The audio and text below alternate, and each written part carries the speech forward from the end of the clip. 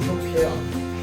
Dis-moi, jusqu'ici, je crois qu'on érigeait souvent la Suisse comme un pays exemplaire quant à la gestion du loup. Et en fait, on se rend compte qu'il y a quand même beaucoup de choses qui sont en train de changer dans le monde du loup, avec de plus en plus de pays qui veulent éradiquer, ou en tout cas réguler le loup. En ce moment-là, c'est vraiment de l'actualité. En ce moment, on est en train d'apparaître un bouleversement. C'est-à-dire que, d'abord, les loups ont été tellement persécutés qu'ils étaient sur le point de disparaître en Europe. Et en France, ils avaient disparu. En Suisse, ils avaient disparu. Et puis, maintenant, les mœurs ont changé, les mœurs humaines. C'est-à-dire qu'on s'est dit que, quand même, il avait bien le droit de vivre dans nos pays, puisque c'était, en fin de compte, l'animal emblématique d'origine. Il y a toujours eu des loups en France. Avant 1900, il y avait toujours des loups, depuis des milliers d'années. Et c'était considéré comme normal. Et puis, il y a des pays qui s'adaptent très bien aux loups et qui arrivent à mener de front l'élevage de moutons et puis les loups. Ils arrivent à trouver des solutions parce qu'ils gardent mieux leurs moutons, semble-t-il, que les éleveurs français qui, eux, sont en train de réapprendre la culture de la protection contre le loup. Et donc, dans certains coins qui n'ont pas encore bien compris, alors que par contre, dans les Alpes, maintenant, je crois que ça commence à passer. Alors, en fin de compte, il y a deux grandes manières de gérer le loup. Il y a soit toi, je suppose, on considère qu'il faut cohabiter, et un peu dans les mœurs actuelles, avec l'écologie, les changements climatiques, tous ces trucs-là, on se dit qu'au lieu de massacrer la nature et la planète, on pourrait essayer de vivre avec, y compris les super prédateurs comme les loups, qui ne sont pas des enfants de cœur, et qui sont quand même des prédateurs, c'est sûr, mais qui, quand on regarde bien ces moutons, on sait comment le faire, puisque ça se fait dans les pays voisins comme l'Italie et l'Espagne et d'autres pays qui sont spécialisés dans l'élevage urbain, eh bien, ça marche. Mais par contre, en France, c'est exactement l'inverse. C'est-à-dire qu'on considère qu'il n'y a qu'une solution. Et là, c'est la solution des éleveurs, bien sûr, qui n'ont pas envie de se compliquer trop la vie, évidemment, parce qu'ils étaient tranquilles. Jusqu'à présent, ils sont restés presque un siècle sans avoir de loup, et de ce coup, le loup réapparaît. En Suisse aussi, il n'y avait plus de loup en même temps, et puis maintenant, ils réapparaissent. Et donc, on est en train de vivre un changement. C'est-à-dire que les loups ont d'abord été éliminés. Tout bon loup était un loup mort. Et puis ensuite, on a décidé que dans le fond, c'était bien, ils avaient le droit de vivre. Et donc, on les a protégés. On a fait des lois pour les protéger. Et puis maintenant, on est en train, depuis quelques mois seulement, on est en train de voir l'inverse. C'est-à-dire que, alors ça, suivant les pays, ça a commencé en particulier aux États-Unis, avec notre ancien président des États-Unis, M. Trump, Donald Trump, qui a fait sa bourde supplémentaire, c'est-à-dire qu'il a foutu la dizaine avant de partir, un mois avant les élections où il n'a pas pu être réélu. Il a arrêté la protection, il a supprimé la protection du loup et il a donné au gouverneur de chaque État le droit de faire comme il voulait. Et donc chaque État a réinventé tout. Donc il y a certains États, quelques-uns, pas beaucoup, qui vont réintroduire des loups parce qu'ils estiment qu'il n'y en a pas assez et qui ont consulté la population. Et puis il y en a d'autres, c'est exactement l'inverse, et il y en a plus, qui s'appuient uniquement sur les chasseurs et les éleveurs et les représentants de l'agriculture qui considèrent qu'il faut les éliminer, quelque chose de vrai, la seule manière de gérer. En fin de compte, il y a deux grandes manières de gérer le loup, et on le retrouve en France actuellement, c'est-à-dire que, ou bien on élimine tout ce qui gêne, c'est-à-dire le loup comme tout le reste, et puis, deuxièmement, on essaie de vivre avec, et là, évidemment, avec le loup, c'est compliqué, parce que quand on voit qu'on a des problèmes avec des blaireaux, des animaux ou des renards, qui ne posent pas tellement de problèmes, et qu'on pourrait facilement supporter, tu parles avec le loup, c'est une catastrophe, c'est pas pour rien qu'on a fait des tas de légendes, d'histoires sur le loup. Le loup, c'est vraiment, et en plus il est tellement malin, il est tellement capable de faire des choses, il peut s'adapter à nous, qu'il est compliqué. Et ceci dit, du fait que l'Italie, l'Espagne et tous les pays qui pratiquent l'élevage urbain, traditionnellement, ils y arrivent, et ça se passe très bien, c'est bon. Alors, aux USA, on se retrouve maintenant avec une situation et le président actuel n'ose pas revenir là-dessus parce qu'il sait bien que le loup, c'est un problème explosif. C'est-à-dire que c'est le meilleur moyen pour se mettre déjà à dos. Et avec Trump, il est déjà bien embêté. Il en sort rester à la situation de Trump, c'est-à-dire chaque gouverneur de l'État fait ce qu'il veut en fonction soit de l'avis de la population, soit de l'avis des chasseurs et des éleveurs. Bon. Et puis chez nous, c'est un peu la même chose, mais l'avis des protecteurs des animaux n'est pas du tout pris en compte ou à peine, c'est-à-dire qu'on évite que les loups disparaissent, c'est tout. C'est-à-dire que par contre, plus on va, et là il y a un mois, il y a eu un nouveau plan loup pour l'année 2025-2029 qui s'est mis en place. Les gens qui sont pour la protection du loup comme moi, ils estimaient que c'était l'occasion ou jamais de prendre des méthodes plus adaptées, plus respectueuses du loup et des troupeaux, de garder les troupeaux. On devait d'abord obliger les éleveurs à garder le troupeau, quitte à les aider financièrement, etc. Or là, c'est pas actuellement. Le plus simple, c'est de ne pas garder son troupeau, ou de le garder très mal, et puis tant pis si les loups mangent les moutons, et puis après on fait une déclaration, on se fait rembourser au double par les impôts, enfin par l'argent public, et puis voilà. Donc actuellement, c'est comme... Et surtout, ça ne marche pas. C'est-à-dire que plus on tue de loups, actuellement, plus on tue de loups, plus ça pose des problèmes, parce qu'en fin de compte, ça augmente les attaques. Donc il y a quelque chose qui ne va pas. D'autant, et enfin bon, pour en parler pendant des heures, j'ai fait des bouquins là-dessus. En tout cas, en Suisse, pour en revenir à ton point de départ, la Suisse, de 1900 à 1990, il n'y avait pas un seul loup, comme en France. Et puis, en 2020, il y en avait 100.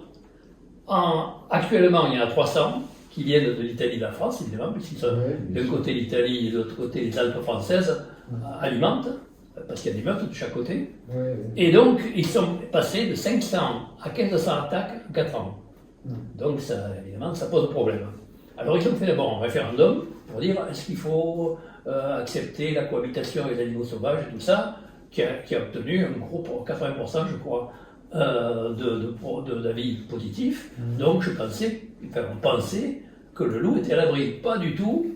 Récemment, là, il y a quelques semaines, quelques jours, le nouveau ministre de l'Environnement suisse, qui est un pro-chasse à fond, et qui estime qu'il n'y a qu'une manière de gérer le loup, c'est l'abattre, eh bien, lui, il a décidé, il s'appelle Albert Rosti, eh bien, il a décidé, il a fait un texte de loi qui doit entrer en vigueur maintenant, et qui consiste à éliminer plus de 60% des loups, dès fin de cette année. Donc, c'est complètement un changement de... C'est un virage à 180 voilà. Alors c'est d'autant plus étonnant que les Suisses qui sont déjà assez organisés, et aussi bien sur les anti-chasses que pour les anti-loups que sur les pro-loups, eh bien, les pro-loups, ils ont essayé de trouver des solutions pour mieux garder les moutons. Maintenant, il y a des bénévoles qui viennent aider les bergers, les éleveurs pour garder leurs moutons, et il se trouve qu'il y a 30% d'attaques en moins. Donc c'est en train de se régler le problème. Or, c'est maintenant qu'ils décident de les abattre. Donc c'est un peu l'histoire de fou, quoi. Et alors ils donnent comme argument que, comme c'est un pays assez montueux, eh bien, ils disent qu'il y a des alpages qu'on ne peut pas protéger, c'est vrai, parce qu'ils sont trop en pente, mais ceci dit, à mon avis, dans ces cas-là, on abandonne l'élevage dans ces coins-là et on se concentre sur les zones qui le permettent, et puis on protège mieux. Comme évidemment c'est beaucoup d'argent pour protéger, c'est l'État qui doit s'en occuper, etc. Il faut que c'est beaucoup plus facile évidemment d'abattre les loups et de régler le problème comme on a fait. Et puis en plus, ça fait plaisir aux chasseurs. Voilà, et puis les chasseurs sont toujours d'accord. Donc en Suisse, on est exactement, je ne sais pas comment ça va se terminer, mais là, cette fin d'année, c'est vraiment mauvais. Et là, tous les protecteurs du loup et de la nature suisse, ils sont écœurés. Alors ça, c'est la Suisse. Et puis, il y a la communauté européenne, c'est avec la présidente Ursula von der Leyen, qui a encore, alors qu'on n'entendait pas jamais y parler de l'histoire de loup, elle ne connaît rien, et bien d'un seul coup, elle s'est mise là-dedans. Pourquoi? Semble-t-il, parce que son poney qu'elle avait depuis quand elle était petite, qui a 30 ans, et qui n'était pas bien gardée, qui n'était quasiment pas gardée, et qui était dans une zone où il y avait beaucoup de loups, et bien il s'est fait bouffer. Et donc, soit elle a eu le cœur serré et donc a décidé qu'il fallait supprimer la protection du loup. Ou bien alors, il y en a certains qui disent que c'est une autre version, où les deux ne sont pas impossibles aussi, c'est qu'elle a considéré que comme elle va se représenter à la présidence de l'Europe l'année prochaine, elle veut avoir les voix des anti-loups, qui sont les chasseurs, les éleveurs, et même les politiques, parce que la plupart des politiques sont évidemment pour pas de vagues. Le loup, évidemment, c'est pas très porteur comme truc. Sûr, Nous, on est allés rare à défendre le loup, donc c'est pas simple. En tout cas, on ne sait pas si elle l'a fait comme Trump pour essayer de se faire réélire, ou si elle l'a fait par sentimentalisme parce qu'elle avait perdu son poney. Mais en tout cas, il y a une loi qui est actuellement en question, et ça tombe bien parce que ça arrange énormément les éleveurs français et le gouvernement, en particulier le ministre de l'Agriculture, Marc Fesneau, et la FNSEA, qui est le syndicat d'agriculture, surtout industrielle. Et ils ont un plan loup a été mis en place il y a un mois. Il s'appelle plan loup 2024-2029, donc il doit régler tout l'avenir.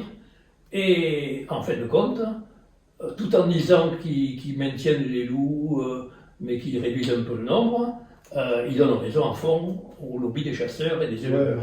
Donc, toutes les associations qui faisaient partie des instances de réglementation de ce truc-là ont toutes démissionné, toutes les grandes associations de protection de la nature sont parties, et donc maintenant il n'y a plus que et là, ils risquent d'être en plus aidés par le règlement européen qui risque de se rajouter. Donc, au contraire, ce qu'ils arrangeraient, c'est qu'on supprime la protection du loup. Alors, évidemment, les chasseurs se rajoutent là-dessus, parce que Willy Schren, qui fait pression continuellement sur les politiques pour les raisons de chasse et pour aussi des raisons d'élevage, parce que c'est souvent lié, eh bien, lui, il est à fond pour obliger les politiques à abattre les loups, c'était qu'ils se soient liquidés, quoi. Donc, ou les réduire à quasiment rien.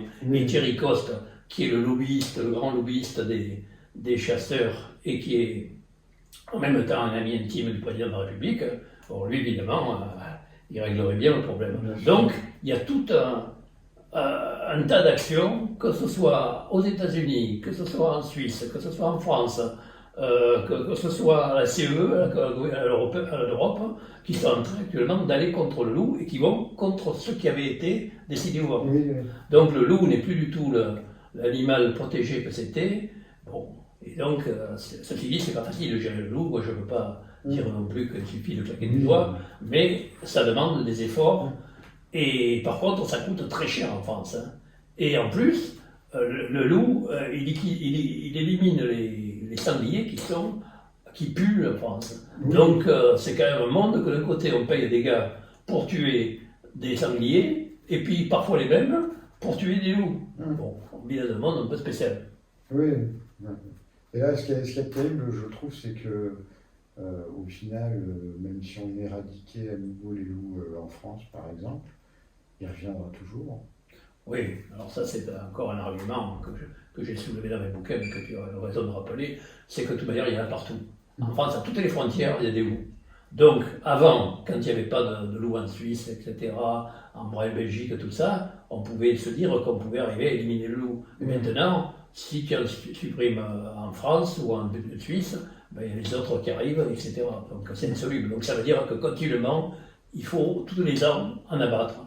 Et ça veut dire aussi que le système qui a été, en plus, il y a des études qui ont été faites, scientifiques sérieuses, sur le loup. Et qu'est-ce qui arrive quand on tire des loups dans une meute et qu'on dépeuple la meute, quand on tire sur les dominants de la meute, on fait exploser la meute et les dominés, c'est-à-dire les jeunes, les juvéniles, tout ça, ou ceux qui sont castrés psychologiquement et physiologiquement parce qu'il n'y a qu'un couple qui se reproduit dans la meute, eh bien, il part dans toutes les directions. Or, un loup, quand ça part, ça fait des centaines de kilomètres. Mm. Donc, c'est pas possible d'arriver à supprimer le loup de France. Donc, ils jouent sur tous les tableaux, c'est-à-dire que d'un côté, ils veulent les réduire à quasiment rien, et puis de l'autre côté, ils encaissent de l'argent pour les protéger.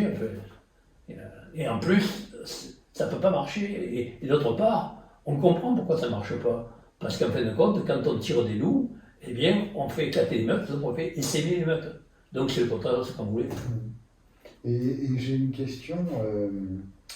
Bon, on tire sur le chef de meute, la meute éclate. Cette meute-là avait l'habitude de chasser du chevreuil, du sanglier, du sauvage. En fait, on se retrouve avec un juvénile seul, qui forcément, tout seul, ça va être plus compliqué pour attraper un sanglier, puisque voilà, ça ne fait pas le poids. Donc il va se rabattre sur les moutons. Et est-ce qu'il ne peut pas acquérir la culture du mouton, et puis après, en créant une meute, se retrouver avec une meute qui a la culture du mouton? D'abord, ça coupe la culture sur les animaux sauvages. Évidemment, un animal sauvage, c'est plus difficile à attraper qu'un mouton, qu'un animal domestique. Et donc, on pousse, quand on tire les loups, en supprimant les adultes, les dominants, on enlève les professeurs, ceux qui apprennent à chasser avec des techniques de chasse des animaux sauvages. Donc, les jeunes n'arrivent plus à chasser les animaux sauvages, ils se rabattent sur le plus facile, c'est-à-dire les moutons.